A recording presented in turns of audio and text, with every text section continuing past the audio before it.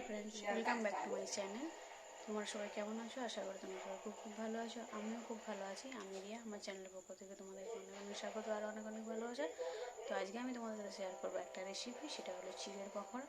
তো চলো দেখে নাও কীভাবে আমি রেসিপিটা তৈরি করছি, পুরোটাই তোমাদের সাথে শেয়ার করবো। বানানোর জন্য নিয়ে নিয়েছি চিড়ে, সেদ্ধ আলু, বাঁধাকপি, আদা কুচি, পেঁয়াজ কুচি, কাঁচা লঙ্কা কুচি, কাশ্মীরি লঙ্কা গুঁড়ো।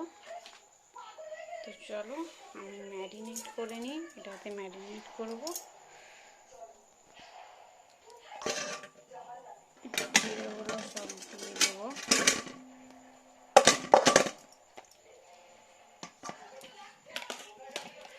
যেহেতু আমি মানুষের জন্য বানাবো, তো আমাকে অনেকটা করতে হবে।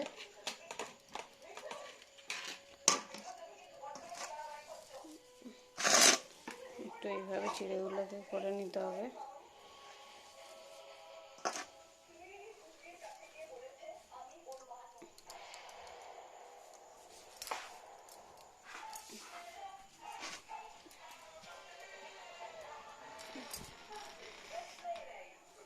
তো একটু ইয়ে করে নিতে হবে।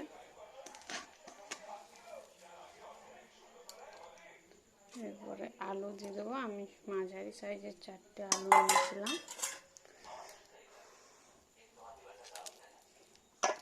তো আলুগুলো এভাবে ম্যাশ করে নিতে হবে। তো দেখতে থাকো তোমরা, আলুগুলোকে আমি এইভাবে ম্যাশ করে নিচ্ছি।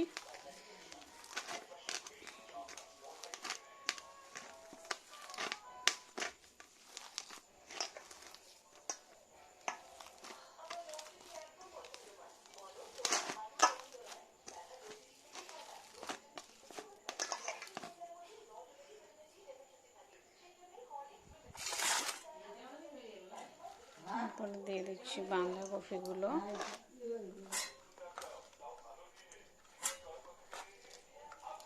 তারপরে দিয়ে দিচ্ছি আদা কুচি।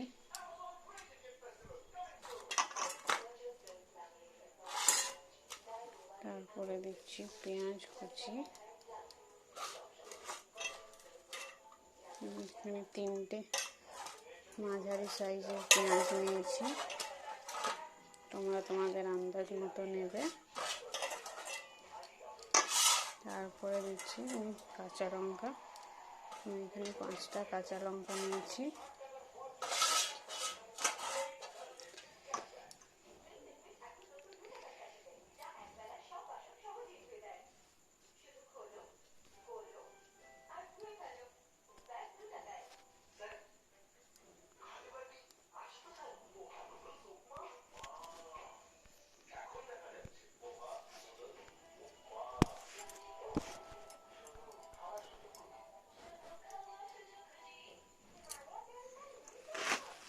এবার এগুলোকে দিয়ে ভালো করে মেখে নিতে হবে।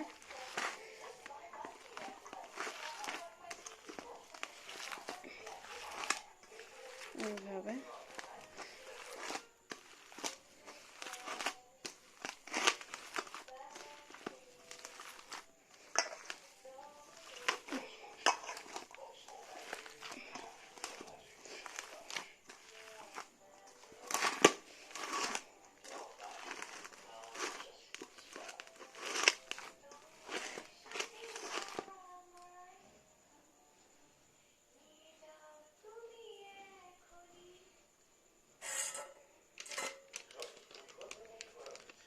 এবার আমি একটু কাশ্মীরি লঙ্কার গুঁড়ো দিয়ে দিচ্ছি কালারটার জন্য।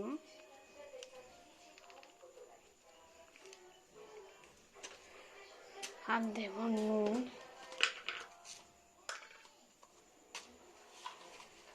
তো নুনটা তোমরা তোমাদের পরিমাণ মতো দেবে।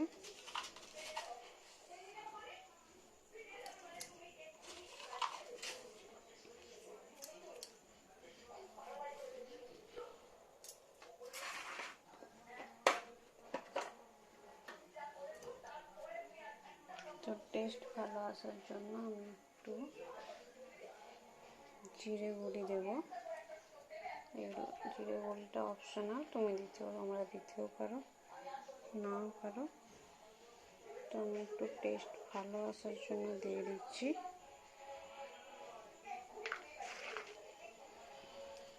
তো আবারও ভালো করে মেখে নিতে হবে।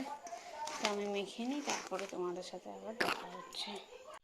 তো কড়াই গরম হয়ে গেছে, আমি একটু ছেড়ে দেখলাম তেলটা এসছে নাকি।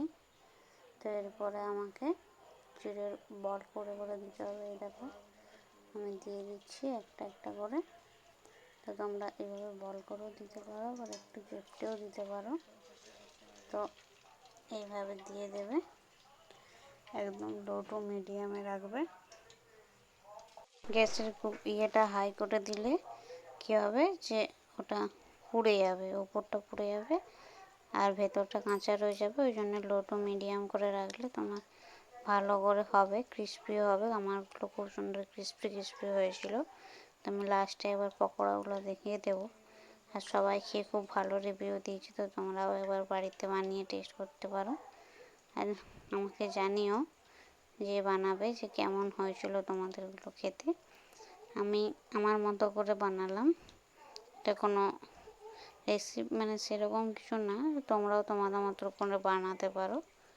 যার বাড়িতে যা থাকবে সেগুলো দিয়ে পরে, আমার বাড়িতে একটু বাঁধাকপি আর ছিল বলে আমি দিয়ে দিলাম। তো খেতে আর একটু টেস্টি হয়েছিল ওই জন্য। তো তোমরাও একবার বানিয়ে দেখো, খেয়ে পরে জানিও আমার কেমন হয়েছে। আমারগুলো খুব সুন্দর হয়েছিল, আমি ভাবতে পারিনি, এটা আমি ফার্স্ট টাইম বানালাম যে এত ভালো হবে। তো যাই হোক ভালোই হয়েছিল। তো চলো তোমরা ভিডিওটা দেখতে থাকো।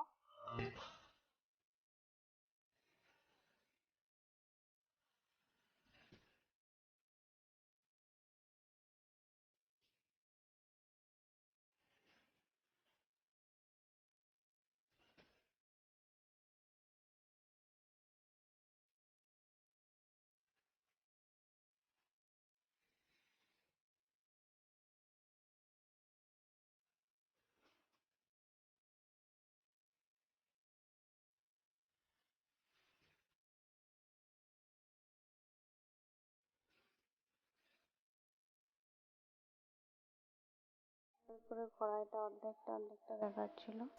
তো আমার ক্যামেরা ধরে দেওয়ার কেউ নেই, আমাকে নিজেকেই সব করতে হয়। ক্যামেরা ধরছিলাম, নিজেই করছিলাম, তার জন্য হাতটা একটু এদিক ওদিক হয়ে যাচ্ছিলো। তো সেই সময় কেউ থাকেনি যে কাউকে বলবো একটু ক্যামেরাটা ধরে দাও। তো তোমরা একটু ম্যানেজ করে দেখে নিও। যদি ভিডিওটা ভালো লাগে লাইক কমেন্ট শেয়ার। যারা আমার চ্যানেলে নতুন তারা সাবস্ক্রাইব করে দিও। আর এই দেখো আমার বড়াগুলো কত সুন্দর লাল লাল হয়েছে, একদম ক্রিস্পি ক্রিস্পি হয়েছিল, খুব মচমচে হয়েছিল।